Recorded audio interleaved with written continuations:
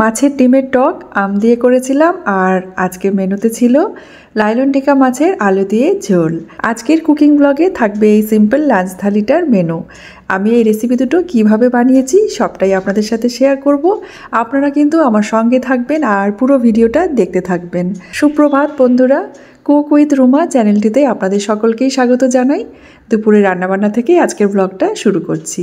প্রথমে মাছগুলো ভালো করে ধুয়ে নিয়েছি। এখানে লাইলন টিকা মাছ আছে, বেশ অনেক দিন পরে এই মাছটা বাড়িতে আনা হয়েছে। আর মাছের ডিমটা ভালো করে ধুয়ে নুন হলুদ মাখিয়ে নিয়েছি।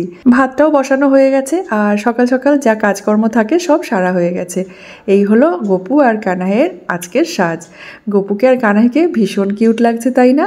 আপনারা তো আমার গপু কানাইকে খুব ভালোবাসেন, সেই কারণে আমি প্রত্যেক দিন আপনাদের সাথে চেষ্টা করি আমার গপু কানাইকে দেখানোর। আপনারা অনেকেই কমেন্টে লেখেন এখন আর গপু কানাইকে দেখাও না কেন। তো এই যে আপনাদের জন্যই দেখিয়ে দিলাম আমার গপুকে আর কানাইকে। আজকের ব্রেকফাস্টটা কিন্তু দিয়াই বানিয়েছে। অনেকক্ষণ থেকে ডাকছে আমাকে, মা ব্রেকফাস্টটা করে নাও, চলে এসো। তো সেই কারণে এই যে চলে এলাম, আগে ওর সাথে বসে ব্রেকফাস্টটা সেরে নিই, তারপরে দুপুরে রান্নাবান্নাগুলো করব। আর দিয়ার হাতের এই মশলা ব্রেডটা আমার তো দারুণ লাগে খেতে। তো ব্রেকফাস্ট সারা হয়ে গেছে, রান্নাঘরে চলে এলাম। এবারে সবার আগে মাছটা ভেজে নিচ্ছি। মাছটা আমি ভালো করে ধুয়ে নুন হলুদটা মাখিয়ে নিয়েছিলাম। আর যদিও দিয়াই করে দিয়েছিল এই কাজটা, ও মাছ ধুয়ে সুন্দর করে নুন হলুদ মাখিয়ে রেখে দিয়েছিল। তো মাছের কানকোগুলো ফেলতে ভুলে গেছে, আর আমারও খেয়াল ছিল না। আমি ওই সমেতই আর কি রান্নাটা করছি। রান্না বলতে মাছটা কিন্তু ওই ভাজছে। ও তেলটা গরম করে মাছগুলোকে ভেজে দিল। তারপরে বললো দাঁড়াও মশলাটাও রেডি করে দিচ্ছি, আর তারপরে তুমি রান্নাটা শুরু করবে। মাছের কোনো রেসিপি হলে দিয়া কিন্তু খুব মনোযোগ দিয়ে রান্নাটা করে আর কি।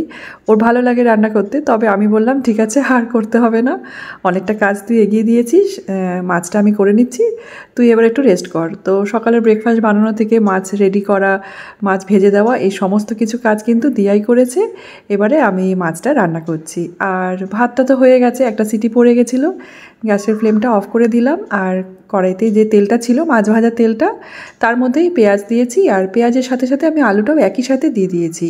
আর সামান্য নুন দিয়ে ঢেকে রেখেছিলাম। তো পেঁয়াজ আর আলু কিন্তু একসাথেই ভাজা হয়ে গেছে, আলাদা করে আর পেঁয়াজটা ভাজার প্রয়োজন পড়ে না। এভাবে একসাথে ভেজে নিলে সময়টা অনেকটা কম লাগে। এবার মশলাটাও দিয়ে দিলাম। মশলার মধ্যে এখানে ছিল টমেটো, কাঁচা লঙ্কা আর জিরে গুঁড়ো, আর ছিল ধনে গুঁড়ো, আর ছিল কাশ্মীরি লঙ্কার গুঁড়ো, সব একসাথেই পেস্ট করে নেওয়া হয়েছিল। তো মশলাটা যখন বেশ ভালো মতো ভাজা ভাজা হয়ে এসেছে, সামান্য একটু হলুদ দিয়ে দিয়েছিলাম। ব্যাস, হলুদটা দেওয়ার পরে মশলাটাকে বেশ ভালো করে কষিয়ে গরম জল দিয়ে দিয়েছি। আমি সমস্ত রান্নাবান্না সবসময় গরম জল দিয়ে করি। গরম জল দিয়ে রান্নাবান্না করতে পারলে রান্নাটা খুব টেস্টিও হয়, আর রান্নাটা কিন্তু খুব তাড়াতাড়ি হয়ে যায়। তো যাই হোক, মাছটা দেওয়ার পরে আর একটু কিছুক্ষণ রান্নাটা করে নিয়েছিলাম। ঝোলটা যখন বেশ এতটা ছিল, এবার আমি মাছটাকে একটা বাটিতে ঢেলে রাখলাম। তো এই লাইলন টিকা মাছটা আমাদের বাড়িতে সচরাচর খুব একটা আনা হয় না, তো বেশ অনেক দিন পরেই আনা হয়েছে। তো আমারই ইচ্ছে হয়েছিল খেতে। আমার কিন্তু খেতে খুব ভালো লাগে এটাতে, যেহেতু খুব একটা কাটা থাকে না। চলুন, মাছের রেসিপি কমপ্লিট। এবারে মাছের ডিমের টকটা বানাবো। তো কড়াইতে তেল দিয়েছি, তেলের মধ্যে সর্ষে আর দিয়েছি শুকনো লঙ্কা ফোড়ন, কেটে রাখা আমটাও দিয়ে দিলাম, তার সাথে নুন দিয়ে ভালো করে নেড়েচেড়ে নিয়ে ঢেকে রাখলাম।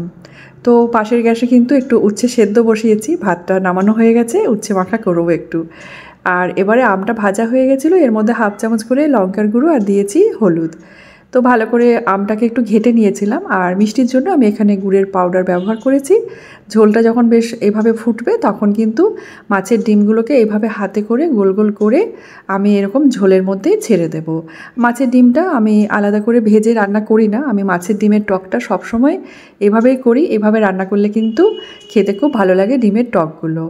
তো আপনারা হয়তো অনেকেই জানতে চাইবেন যে যেহেতু কাঁচা ডিমটাকে আমি এরকম টকের মধ্যে দিয়ে দিচ্ছি, কাঁচা গন্ধ লাগবে কি না। তবে কিন্তু এক ফোঁটাও গন্ধ লাগে না। একদম হালকা হাতে একটু করে নেড়েচেড়ে নিচ্ছি, যাতে করে ডিমগুলো বেশ জমাট বেঁধে যায়। তো এভাবে ফুটিয়ে নিলে কিন্তু কিছুক্ষণ দেখুন ডিমগুলো কি সুন্দর জমাট বেঁধে গেছে, একদম বড়ার মতোই হয়ে গেছে। আর এই ঝোলটাও খেতে খুব ভালো লাগে, একটু টক টক ফ্লেভারটা আসে। তো রান্নাটা এবার আমার কমপ্লিট হয়ে গেছে। এবার আমি একটা বাটির মধ্যে মাছের ডিমের টকটাকে ঢেলে নিচ্ছি। আমি একটু একটু পাতলাই রেখেছি এই টকের ঝোলটা। তো আপনারা নিজের পছন্দ মতো একটু ঘনও রাখতে পারেন, আর একটু কিছুক্ষণ ফুটিয়ে নিলে ঝোলটা ঘন হয়ে যাবে। তবে আমার একটু এই টকের ঝোলটা দিয়ে খেতে খুব ভালো লাগে। তো মাছের ডিমের টকটা আপনারা অবশ্যই বাড়িতে একবার ট্রাই করে দেখতে পারেন। আশা করি আপনাদের সকলেরই খুব ভালো লাগবে। আর এই ডিমগুলো কিন্তু খুব সফট হয় আর খেতেও খুব ভালো লাগে। তো এই ছিল আমার আজকের লাঞ্চের মেনু। উচ্ছে মাখা করেছি একটু কাঁচা লঙ্কা আর সর্ষের তেল দিয়ে, মাছের ডিমের টক, আর করেছি লাইলন টিকা মাছ আলু দিয়ে ঝোল। তো লাঞ্চটাকে এবার সার্ভ করে নিচ্ছি। একবারই সিম্পল রান্নাবান্না, আজ কোনো সবজি কিছু রান্না করা হয়নি, মাছের ঝোল আর এই টকটা দিয়েই খাওয়া হবে দুপুরে।